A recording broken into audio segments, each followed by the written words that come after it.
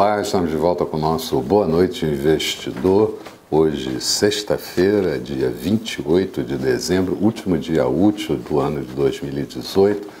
Está na moda fazer retrospectiva, então nós vamos fazer um sobrevoo sobre os principais fatos que afetaram os mercados locais, político, econômico e também no segmento internacional. E desde logo eu associo esse vídeo a um texto existente que tem maior riqueza de detalhes sobre o ano de 2018. Começando por Brasil e pelos fatores negativos, começamos logo com a delação e gravação de executivos da JBS, que tiveram como principal resultado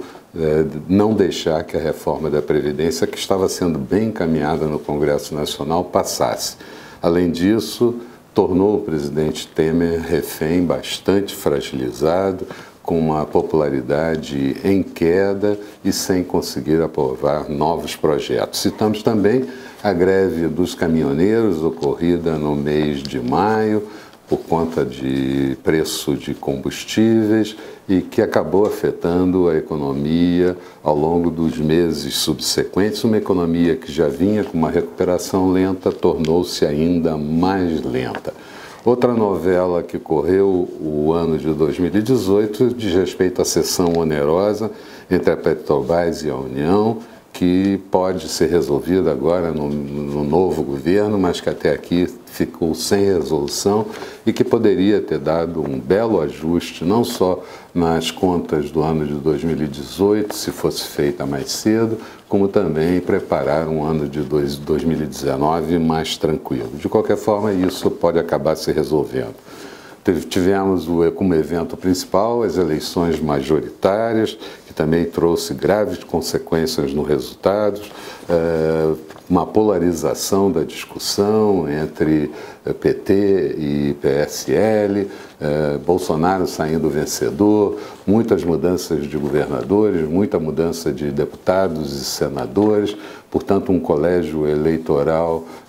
modificado para o próximo mandato de Bolsonaro, que não sabemos exatamente como vai se comportar, mas de qualquer forma pode ser um outro dado positivo. Tudo isso significou e acabou redundando numa economia com recuperação muito lenta, endividamento crescente, superando 77% do PIB, e a tendência continua sendo de elevação, atingindo 80% do PIB, elevação do nível de desemprego, crescimento do emprego sem carteira assinada, que é uma qualidade de trabalho inferior, déficit fiscal elevado e enorme comprometimento das receitas do governo com gastos obrigatórios. Só para citar um exemplo, nos últimos 12 meses até novembro, 98% da receita foi comprometida com gastos obrigatórios. Como pontos positivos, também é possível elencar alguns pontos positivos. A taxa Selic fechou em 6,5% no ano de 2018, o menor nível de taxa de juros que nós tivemos. Nesse aspecto, o Banco Central foi sempre, ao longo de todo o ano, um porto seguro, mostrando políticas condizentes com a realidade do país, sendo claro nas suas colocações, uma boa conduta. O setor externo, já não tínhamos problema no ano de 2017, no ano de 2018 também foi um bom ano para o setor externo, saldo do superávit da balança comercial deve ficar ao redor dos 57, 58 bilhões de dólares, investimento direto no país, o IDP, como nós chamamos, 5, 6 vezes o déficit em conta corrente, portanto financiando com farta dimensão o déficit em conta corrente, e as empresas que já vinham se ajustando ainda se ajustaram mais ao longo desse ano, reduziram as suas alavancagens e certamente devem seguir no ano de 2019 nessa mesma trilha. Tivemos ainda, apesar disso, recuperações judiciais em maior número ao longo do ano. Os ajustes da finança e melhor foco trouxeram efeitos sobre a produtividade das empresas e o retorno no próximo ano deve permitir a retomada de dividendos e distribuição de juros sobre capital próprio, que, de certa forma, vai ser até, em alguns casos, bastante concorrente com a própria remuneração e retorno das aplicações em renda fixa. E eu cito, por exemplo, Petrobras e Vale como empresas que se ajustaram e que começaram a pagar dividendos, no caso da Vale, dividendo mais expressivo ainda. A aprovação de teto de gastos foi importante para equacionar as atividades do governo, mas no final do ano ainda tivemos alguns percalços políticos com a aprovação de pautas bombas pelo Congresso e a atividade do Judiciário, deixando alguma herança maldita para o próximo governo de Jair Bolsonaro, que terá que fazer alguns cortes no orçamento logo no início do próximo período. A eleição de Bolsonaro para a presidência é a chance de o Brasil conseguir emplacar essas reformas de base, principalmente a reforma da Previdência e tributária. Para tanto, o presidente Jair Bolsonaro terá que usar de todo o seu capital político para emplacar essas reformas. Conseguiu montar uma equipe ministerial competente e que sabe exatamente o que necessita fazer em termos de Brasil, mas o Congresso, no que depender do Congresso Nacional, ainda será uma incógnita e vamos ter que tatear nos primeiros meses do ano, quando os novos deputados e senadores tomarem posse a partir de fevereiro. Resta ainda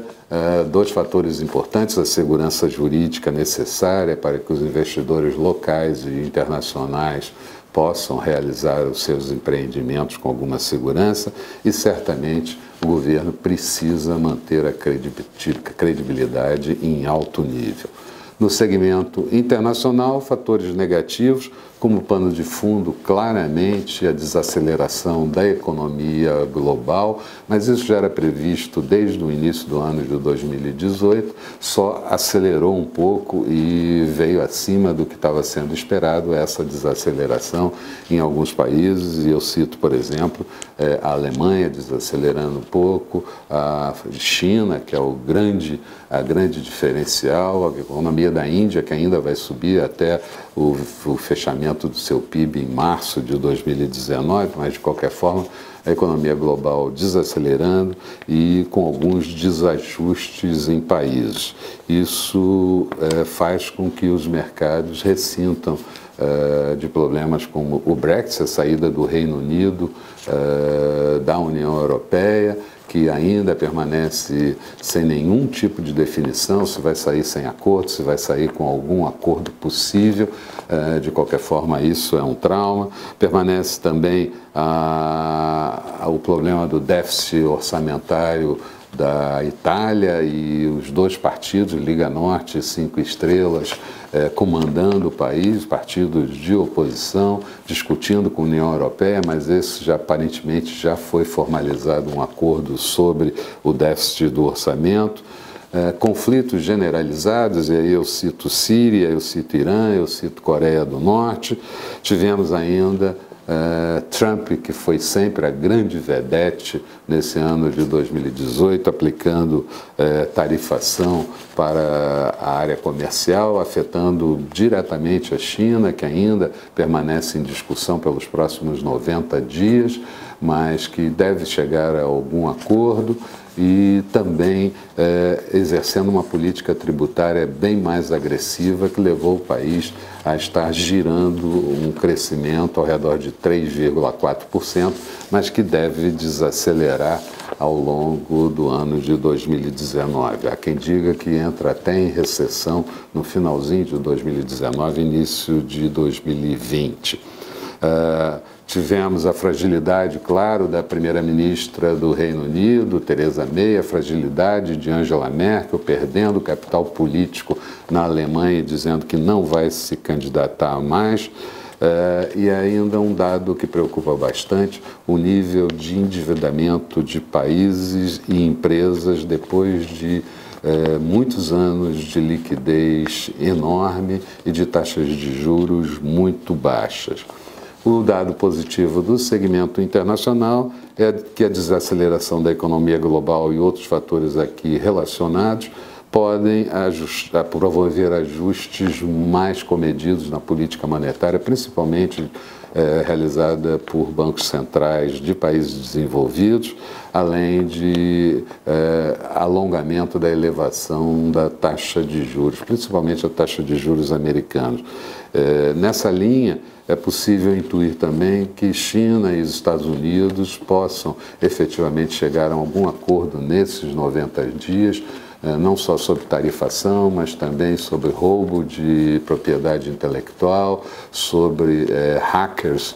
atuando nos Estados Unidos, hackers chineses atuando nos Estados Unidos, uma relação um pouco mais complicada, mas que pode ter algum fim. Apesar disso, vemos boas chances de as incertezas serem resolvidas logo a partir da virada do ano no segmento internacional, o que faz com que nos mantenhamos otimistas, não só com os mercados, desenvolvimento dos mercados no exterior, mas principalmente com um novo governo, um novo mercado mais otimista aqui no Brasil. Falando disso, olhando um pouco para a performance, o Brasil se destacou ao longo do ano de 2018 em relação às outras principais bolsas do mundo. As bolsas asiáticas em quedas, a bolsa de Xangai com perda de 24%, a bolsa de Tóquio caindo 12,2%, outras bolsas da Ásia também em quedas, bolsas da Europa também caindo na mesma variação, acima de 10%, chegando em 18% na bolsa de Frankfurt. Mercado americano um pouco mais comedido, ainda tem mais um pregão, mas de qualquer forma ali com perdas ao redor de 4, 5%. E na Bovespa, um ano que teve uma valorização de 15%, muito em função dessas expectativas mais otimistas para o novo governo que aí se coloca. Eu vou encerrando por aqui. Eu desejaria a todos uma boa passagem de ano, um ano de muita felicidade, de muito sucesso, de muito trabalho, mercados com grande volatilidade ainda nessa largada do ano, mas com uma dose de otimista, até porque ano novo, vida nova, vamos levando a vida. A todos uma boa passagem de ano e nós vamos estar de volta aqui na próxima quarta-feira. Até lá então.